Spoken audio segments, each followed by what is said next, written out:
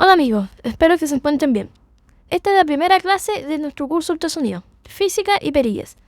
Lo que voy a intentar ahora explicar en los próximos 30 minutos es toda la física y todo el conocimiento que tenemos que tener sobre nuestra máquina de ultrasonido, pero aplicado a la clínica, 100%. Así que aquí no vamos a perder tiempo en ninguna cosa que se va a alejar de lo importante del ultrasonido, de manera tal que en los próximos 30 minutos vamos a poder empezar a ocupar sin problemas nuestras máquinas, sea cual sea la que tengamos. Sin lugar a duda, la presencia de una máquina de ultrasonido nos puede causar un poco de temor porque no sabemos cómo poder usarla o no entendemos cómo funciona. Y por otro lado, puede llegar a ser terrible, ya que nuestro servicio puede llegar a comprar una máquina, pero nosotros nunca utilizarla y desaprovechar todo lo que se ha invertido en esto. Por otro lado, puede que algunos de nuestros colegas la ocupen sin problema, pero nosotros al verla ni siquiera sepamos cómo encenderla y por ese motivo nos dé vergüenza preguntar. Y esto porque generalmente la física de ultrasonido puede llegar a ser bastante compleja de entender, sobre todo las aplicaciones más avanzadas que puede tener. Y por otro lado, cada vez que nosotros vamos a mirar la consola de nuestro equipo, vemos esto, un montón de botones que no sabemos para qué sirve cada uno, y finalmente desechamos el equipo y no lo terminamos usando.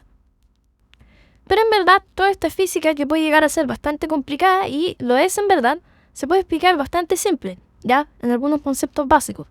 Y la consola, que nos puede causar terror con tantos botones, finalmente terminan siendo todas iguales y llegaremos a usar al máximo unos 5 botones. Por lo cual, también su uso no es tan difícil como uno podría pensarlo de manera inicial. Ahora vamos con lo básico. ¿Cómo funciona la máquina de ultrasonido? Probablemente ya muchos saben cómo, pero es importante recordar aquí algunos hechos clave. Primero, todas las máquinas son iguales y estas constan de un computador, una pantalla y un transductor. El transductor lo que va a hacer es transformar la onda eléctrica que va al computador a una onda de sonido y después transformarla nuevamente en una onda eléctrica que va a ser interpretada. Entonces, el transductor es una parte fundamental de nuestro equipo, ya que este va a tener la misión de transformar la energía eléctrica que llega a una onda de sonido y después la onda de sonido la vuelve a recibir y interpreta la energía eléctrica nuevamente que es finalmente procesada por el computador. Entonces el transductor cuenta en su zona de contacto con múltiples cristales que tienen un efecto piezoeléctrico. Esto es que al girar la corriente acá se transforma en una onda de sonido. Esta onda de sonido choca con un objeto y luego se devuelve al transductor.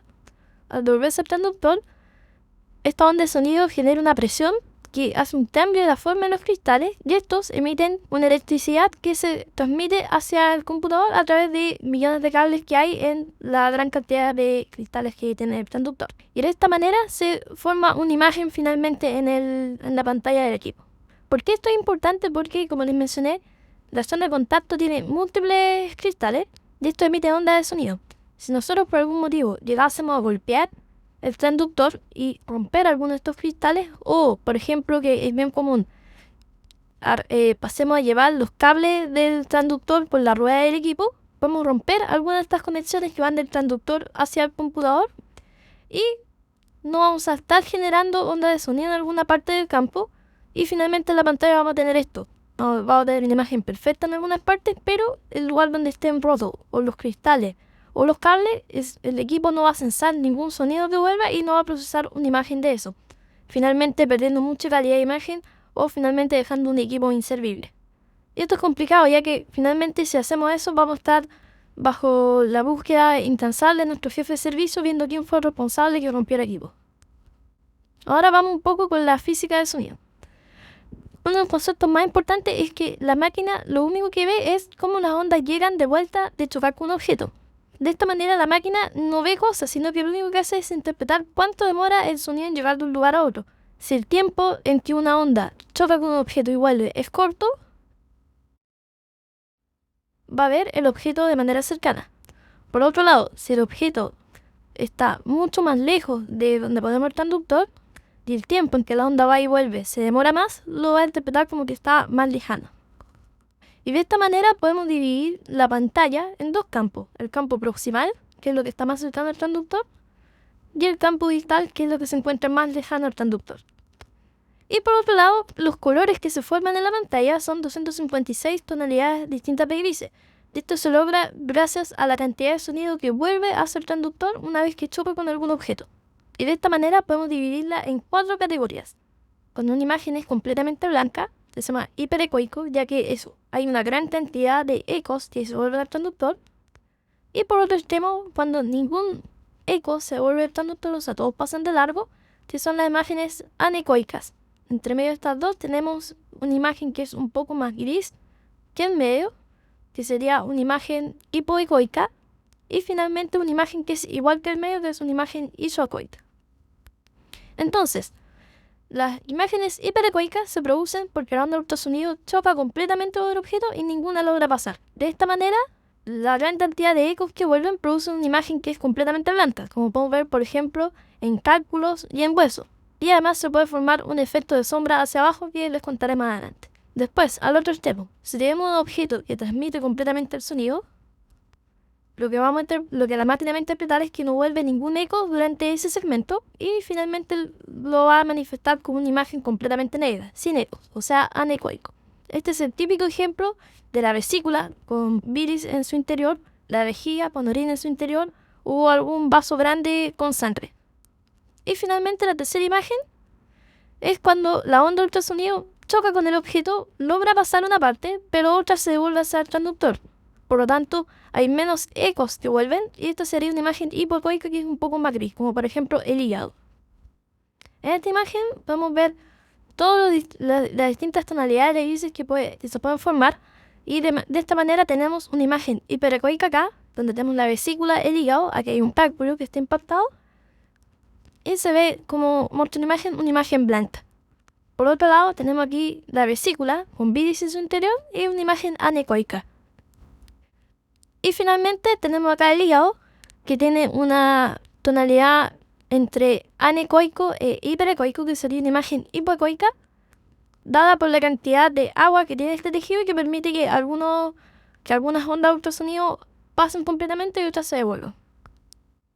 Los equipos de ultrasonido vienen con una gran cantidad de transductores y cada uno de estos tiene una utilidad distinta. Esto es algo análogo, por ejemplo, a las hojas de intubación que vamos a usar, donde claramente un transductor va a ser útil para este tipo de paciente, pero ese mismo transductor probablemente para este otro no, debido al diámetro que puede tener su cavidad abdominal, por ejemplo. Por otro lado, no es lo mismo el transductor que vamos a utilizar para escanear el abdomen, el cuello o el tórax. ¿Y esto por qué? Porque los transductores tienen varias características. Primero, tienen una frecuencia que es distinta. Hay algunos transductores que son de alta o de baja frecuencia.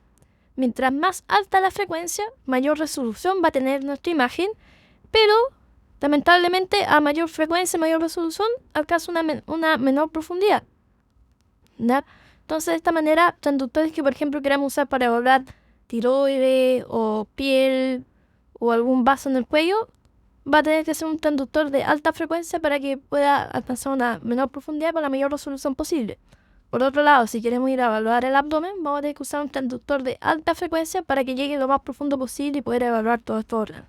Y finalmente, el último concepto importante respecto a los transductores es la zona de contacto que tienen estos, ya que mientras más pequeña la zona de contacto y más plana, va a ser más fácil ocuparlo en espacios cerrados, como por ejemplo ocurre con los transductores sectoriales o en fase, que como su zona de contacto es completamente plana, cabe fácilmente entre las costillas y con esto podemos evaluar perfectamente el corazón. No así con un transductor que se usa siempre para el abdomen, como por ejemplo los curvilíneos, que al ser redondo y su zona de contacto tan grande, al ponerlo en el tórax va a producir mucha interferencia por las costillas, sin poder ver bien las imágenes intratorácicas. Otro concepto importante de los transductores es esto, que la mayoría a un lado tienen una marca, que es la que se correlaciona por la marca de la pantalla. De esta manera podemos orientarnos de manera espacial. El otro extremo, el transductor, no tiene la marca. De esta manera, si ponemos el transductor de esta forma, la parte de la marca va a coincidir con esta parte de la pantalla y la parte sin la marca va a coincidir con esta otra parte de la pantalla. Como vemos acá, el gel está al lado de la marca y producía la imagen ahí. Ahora, si ponemos el gel en el lado contrario de la marca, vemos que se activa esta parte del transductor. Y todo el punto finalmente importante porque nos permite, al ver, por ejemplo, imágenes como esta, darnos cuenta al tiro de lo que está pasando. Aquí tenemos el hígado y el riñón, y si nos fijamos bien, esta imagen, que es una imagen de protocolo FAST, está al revés. ¿Y esto por qué? Porque lo más probable es que, a pesar de que el punto está puesto en la parte correcta de la pantalla, El punto del transductor está puesto hacia los pies en vez de la cabeza. Si giramos el punto hacia la cabeza, volteamos la imagen completamente y lo obtenemos como hay que tenerla siempre. El hígado acá y el riñón hacia la parte derecha de la pantalla. Entonces, como les decía, los transductores los podemos dividir en de alta o de baja frecuencia y también lo podemos dividir en la forma en que sus cristales están posicionados. De esta manera, tenemos transductores que están en una disposición lineal, que nos sirve para ver imágenes con una muy buena resolución, tanto en los extremos como en la imagen central, que son, por ejemplo, el típico transductor de partes blandas, como se conoce comúnmente. Están los transductores curvilíneos, donde sus cristales están puestos de manera curva, y de esta forma las imágenes que logramos obtener al medio son de muy alta definición, pero las imágenes que están hacia los extremos, como las ondas de sonido se van abriendo cada vez más, son de menor resolución. Este es el típico transductor que, por ejemplo, usamos para ver órganos intraabdominales. Además de eso, tenemos los transductores que tienen una disposición sectorial o en fase, que son transductores que un solo cristal puede emitir una onda de sonido tanto lineal como oblicua en distintos tiempos. De esta manera podemos tener una imagen de este tipo con un transductor que es un área bastante pequeña. Este es el típico transductor que se usa para ver corazón. De esta manera, entonces, tenemos transductores de disposición lineal que nos van a dar una imagen cuadrada, que generalmente son de alta frecuencia y nos permiten ver muy bien imágenes superficiales, como por ejemplo acá estamos viendo la vía aérea, la tráquea y el esófago, y cómo se va dilatando esto cuando metemos un tubo en él. El segundo más frecuente que vamos a ver en nuestro equipo son los transductores curvilíneos. Estos tienen una gran zona de contacto que se pone sobre el paciente con los cristales en este tipo de disposición, de manera tal que formamos una imagen con forma de trapecio. Si nos fijamos bien, la resolución hacia los bordes de este tipo de transductor es peor que la resolución que está en el centro.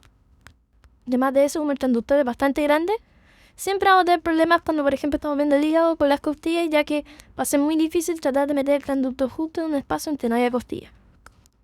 Este es un transductor de baja frecuencia, así que es perfecto para poder ver imágenes a gran profundidad. Y finalmente están los sectoriales o en fase, que producen una imagen similar al curvilíneo, pero la zona de contacto es cuadrada y bastante pequeña, ¿ya?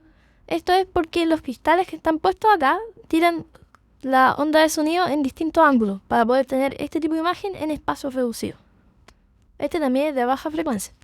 Es importante también notar que los transductores tienen un rango de frecuencias en las que se pueden manejar. Por ejemplo, este va de 1 a 5 MHz. De esta manera, si queremos ver algo que está más superficial, podemos setear la máquina para que usando este transductor use una frecuencia de 5 MHz. Si queremos ver algo más profundo, podemos setear nuestra máquina para que el transductor use una frecuencia de 1 MHz. Generalmente, el cambio de frecuencia de los transductores se hace automáticamente cuando nosotros cambiamos el setting del tipo de imagen que queremos obtener en el ecógrafo. Una vez que ponemos el transductor sobre el paciente, los movimientos que vamos a hacer son básicamente 4. Los primeros 3 son un poco más complejos, que son los que voy a explicar en esta imagen. Son similares a los movimientos que haría un avión. El primero de todo es abanicar, que es mover el transductor en su eje corto hacia un lado y hacia el otro, como muestra aquí la imagen del avión. El segundo es mecer, que es mover el transductor de un lado hacia el otro, pero en su eje largo, tal como muestra la imagen del avión también. Y el final, y más simple de entender, es rotar el transductor, que esto es girarlo sobre su eje a la izquierda o a la derecha, nuevamente como muestra la imagen del avión.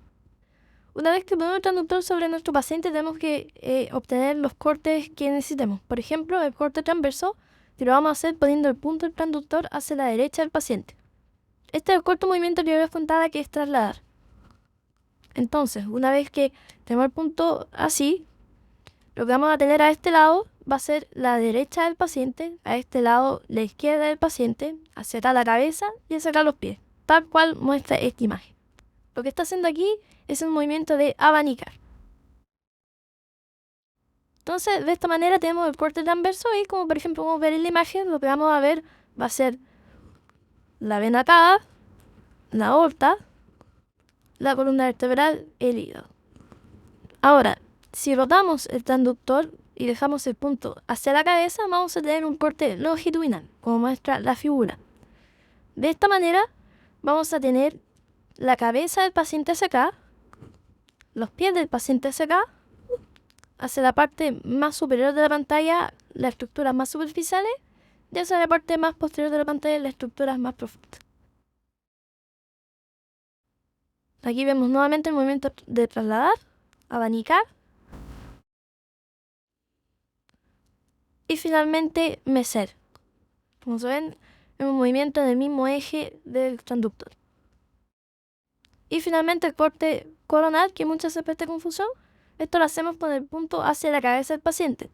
De esta manera va a quedar acá la cabeza, aquí los pies, acá lo más lateral o más próximo al transductor y hacia acá lo más medial, como muestra este esquema. De esta manera podemos evaluar los órganos en su eje más largo. Y es la posición típica que se usa para evaluar el abdomen en el protocolo FAST y RACHET. Ahora que ya terminamos con la física y la orientación, vamos con el periqueo. A pesar de que nuestros equipos tienen múltiples botones y funciones, son 4 las cosas que tenemos que saber hacer con cualquier equipo. Y estos son: ubicar el botón de encendido para encender el equipo, ajustar la profundidad, ajustar la ganancia y saber reconocer dónde están los distintos modos y para qué sirve cada una. Y si nos fijamos, finalmente todos los equipos son iguales, no tienen mucha diferencia. Por ejemplo, acá tenemos el botón de encendido para ajustar la profundidad, para ajustar la ganancia y los distintos modos. En este otro equipo, nuevamente lo mismo. Botón para encender, ajustar la profundidad, ajustar la ganancia y los distintos modos. Y nuevamente, botón de encendido en este equipo se encuentra pero si vemos la consola principal, lo mismo también. Para ajustar la profundidad, ajustar la ganancia y los distintos modos. Ahora, con respecto a la ganancia, lo que hace la ganancia es, como quien dice, ajustar el volumen de la tele, o sea, qué potencia va a tener la onda de sonido. Y de esta manera vamos a poder ver la imagen o más blanca o más negra. Es un error inicial cuando empezamos a escanear nuestros primeros pacientes, tratar de poner la imagen lo más blanco posible. Pero esto no es bueno, ya que nos puede hacer confundir, por ejemplo, algunos líquidos con sangre, por ejemplo, coagulada o con un trombo, por ejemplo, en la vejiga. O además nos puede hacer pasar por alto pequeñas colecciones de líquidos que puede haber en el espacio Morrison, que sería el lugar de acá. Además de eso, nuestros equipos cuentan con ganancias sectoriales, que va a depender en cada equipo de qué forma se muestre. Lo que hacen esto es, más que nada, ajustar la ganancia en el campo proximal, como muestra este botón, o en el campo distal, como muestra este otro botón. Finalmente, estas ganancias sectoriales, en algunos equipos pueden ser perillas como acá, pero lo más común es que sean perillas de este tipo de configuración, como es en este equipo y en este otro. De esta manera, tenemos acá el sector proximal, de acá el sector distal, de acá lo mismo. Generalmente se conoce esto como Time Gain Compensation, pero esto varía de un equipo a otro. Ahora, con respecto a la profundidad, es importante que nosotros ocupemos el órgano que queremos ver en la mayor cantidad de pantalla posible, ¿ya? Ya que de esta manera, por ejemplo, si es un vaso lo que queremos ver, nos va a ser más fácil poder pincharlo, por ejemplo. O por otro lado, si estamos enfocados en algo muy superficial, puede que haya algo hacia profundo que se nos escape. De esta manera es importante que siempre ajustemos la profundidad a lo que queremos ver, porque cambia mucho la imagen inicial a esta final, donde vemos acá la carótida y la yugular. Y entonces, para terminar, los distintos modos de los equipos generalmente son los mismos. Tenemos un modo 2D o B, como se conoce en algún equipo, que es el modo bicolor o en 2 dimensiones, que es el modo típico para ver imágenes. Tenemos el botón de color, que lo que hace es asignar un color al flujo que va hacia un lado y al otro. El modo doble, que lo que hace es poder cuantificar la velocidad de un flujo. Y el modo M, que lo que hace es ver cómo se comporta una parte de la pantalla en el tiempo. Vamos ahora con los ejemplos de cada uno. Primero el modo M. Como les decía, el modo M lo que hace es analiza un solo sector de la pantalla y ve cómo se evalúa esto en el tiempo. Como por ejemplo acá tenemos el corazón, la ven acá, el hígado, y si aplicamos modo M de aquí hacia abajo, podemos ver cómo vemos este segmento de la cava, donde está la barra que indica dónde está evaluando, en este lugar. Esta imagen se va moviendo en el tiempo. De esta manera podemos ver si es que hay variabilidad o no por la respiración, por ejemplo. Si vemos el video, claramente no hay ninguna variabilidad. Por lo tanto, el diámetro que hay en este solo punto de la cava nunca varía y se mantiene igual. Este modo sirve, por ejemplo, para ver esto, pero también para poder medir distintas dimensiones de las cavidades del corazón en los distintos tiempos, sistole y diástole. Otro de los botones, como les conté, es el botón color, que lo que hace es, mediante el principio de Doppler, le asigna un color a los flujos que se acercan y que se alejan del transductor. Esto no tiene nada que ver si es que es arterial o venoso, sino que es lo que se acerca y lo que se aleja. Por ejemplo, acá tenemos una imagen 4 cámaras del corazón, donde vemos el ventrículo izquierdo, la aurícula izquierda y la válvula mitral. De aquí vemos cómo la sangre que está pasando de la aurícula hacia el ventrículo y que está próxima al transductor se ve roja. Pero por otro lado, la sangre está saliendo del ventrículo hacia el tracto de salida por la aorta, se ve azul. Claramente esto no es una sangre venosa, sino que lo que pasa es que la sangre entra acá y después sale por acá. Cuando está entrando por acá, se acerca al transductor, por lo tanto se ve rojo, y si se empieza a alejar del transductor, se empieza a ver azul. Si vemos acá, por ejemplo, hay un poco de reflujo también, y por eso esta imagen se ve de múltiples colores. Acá tenemos otro ejemplo donde vemos cómo la sangre se está acercando a la parte del transductor en esta visión de la aorta proximal. Ahora tenemos acá un cuerpo vertebral, la aorta proximal, y acá la arteria mesentérica. Así que también esta modalidad nos sirve para poder ubicar vasos cuando tenemos la duda si es que hay algo ahí o no. Y acá otro ejemplo donde vemos la carótida, la yugular. Ponemos nuestro transductor, activamos color y de esta manera se marca rojo lo que se está acercando hacia el transductor, o sea, lo que se está acercando hacia el cerebro, en la inclinación que tenemos puesto en nuestro transductor, y se ve rojo la sangre arterial, y lo que se está alejando del transductor, nuevamente lo que está yendo del cerebro hacia el tórax, se ve de color azul. Eso eran el color de flujo. Otra de las opciones que podemos poner también es el Color Power Doppler, que lo que hace es no ver la dirección del flujo como lo hace generalmente el flujo color, sino que lo que hace es que le asigna un color al flujo, sea cual sea el sentido que lleve este. La gracia que tiene este es que nos permite poder ver dónde hay flujo en lugares con menores velocidades y es mucho más sensible. Por ejemplo, acá tenemos la misma imagen donde vemos la carótida y la yugular, ambas de los mismos colores. Finalmente esto se ocupa para evaluar cómo es el flujo sanguíneo de ganglio, por ejemplo, el testículo, donde vemos acá un testículo con circulación y otro sin circulación. Y finalmente el modo Doppler. El Doppler puede ser de dos tipos según la configuración que tengan nuestras máquinas. Lo más común es que sea Doppler pulsado. El otro tipo es el Doppler continuo. No voy a ahondar mucho en eso ya que escapa el manejo inicial y básico de un equipo. Pero el Doppler pulsado lo que hace es, nosotros ubicamos alguna estructura, una vez que lo ubicamos, posicionamos nuestra puerta de interrogación en esa estructura, como por ejemplo aquí en la arteria poplitea, y apretamos el botón de Doppler. Y de esta forma vemos el flujo por la velocidad que se produce de las cosas que se está acercando y la que se está alejando. Esta aplicación se usa, por ejemplo, para poder medir los flujos de la arteria carotídea o poder medir el gasto cardíaco en el tracto de salida del corazón. Otra de las aplicaciones que también tiene es, por ejemplo, medir la distancia entre un pic de flujo y otro en el corazón de un feto y de esta manera poder obtener la frecuencia cardíaca. Finalmente, una vez que nos empezamos a meter en los modos de los equipos, podemos llegar a pantallas tan complejas como esta, donde no vamos a saber qué poder hacer. Y generalmente vamos a entrar en pánico, pero tenemos que tener en cuenta que todos nuestros equipos tienen un botón de pánico que nos permite volver a la pantalla inicial, sin importar qué tantos botones hayamos apretado inicialmente. Y este botón de pánico es el botón 2D o modo B, que todos los equipos lo tienen. Como vemos acá, en este otro equipo, y acá.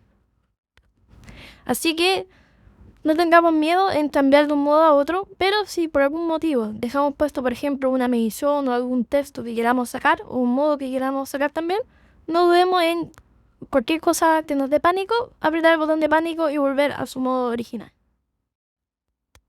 Y ahora, para finalizar esto, vamos con algunos de los artefactos.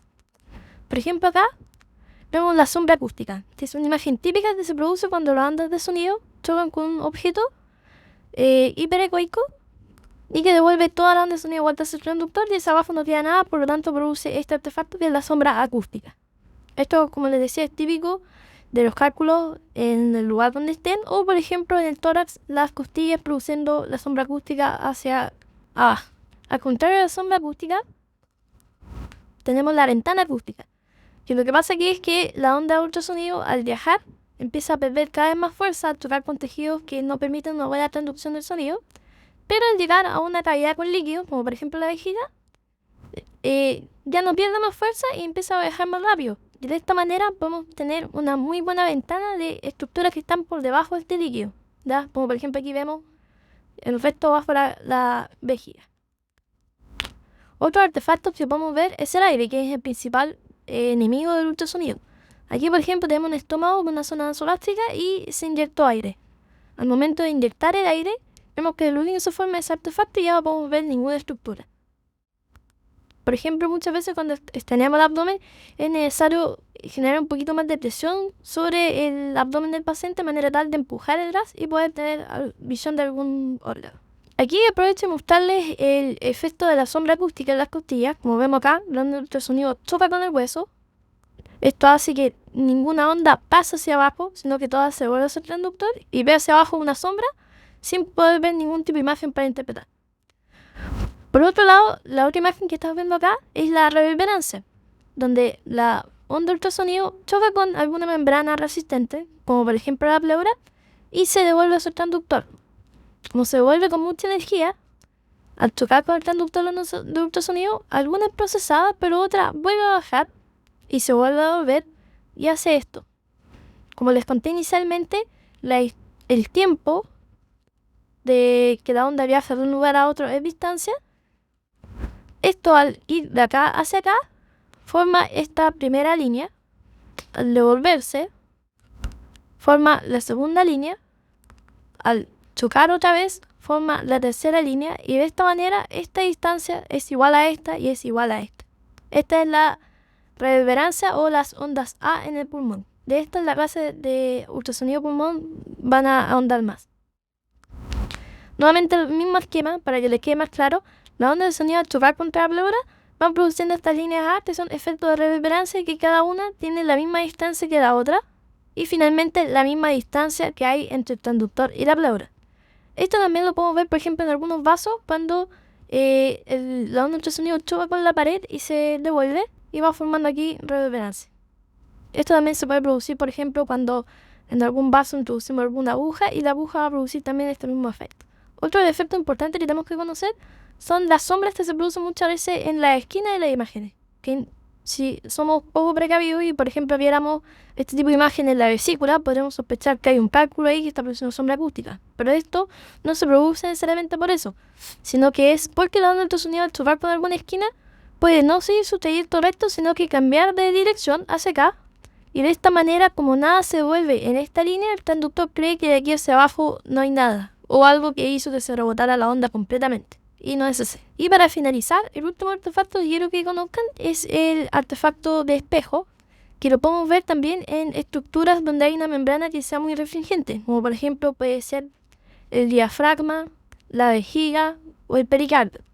Lo que ocurre acá nuevamente, basándonos en el principio que el tiempo es igual a la distancia, la onda de ultrasonido, al chocar con el diafragma, puede devolverse no de manera recta, sino que ir, como quien dice, chueco hacia otro lugar y chocar con otra imagen, como por ejemplo la que vemos acá, y después devolverse. Como hace este trayecto, el computador del ecógrafo no se da cuenta que hizo este giro, sino que piensa que esta distancia más esta distancia es lo mismo que esta distancia hasta acá, y finalmente copia todo lo que se encuentra a este lado bajo el diafragma, que aquí lo que debería estar es el pulmón, mostrando una imagen de espejo. Aquí un esquema para poder explicarlo más simple. El transductor manda la onda de ultrasonido, esta choca con el diafragma. De esta manera no se vuelve de manera recta hacia el transductor, sino que se desvía, choca con otro objeto y finalmente vuelve al transductor. Finalmente lo que hace el computador es que cree que en vez de hacer esto y esto, toma estas dos distancias, las suma y piensa que hizo este trayecto. Finalmente mostrando las imágenes de este lado, que son las reales, como un espejo bajo la membrana. Así que hay que tener cuidado muchas veces cuando estemos evaluando, por ejemplo, el corazón y veamos el pericardio de una imagen de espejo pensando como que va a haber otra estructura con válvula y finalmente no, sino que es solamente el espejo. Otra de las utilidades que tiene este artefacto es que siempre y cuando haya aire acá, lo que vamos a ver va a ser un espejo del hígado. Y si por ejemplo perdemos esta imagen de espejo, lo que va a ver aquí va a ser probablemente líquido, como un tarán pleural pequeño. Y con esto terminamos la clase inicial de física y perilla. Los puntos importantes que quiero que recuerden son elegir siempre el transductor correcto para la situación correcta, ajustar siempre la profundidad y ganancia para que no se nos escape ninguna cosa y cuidar el transductor ya que es una de las partes más frágiles y más caras de nuestro equipo.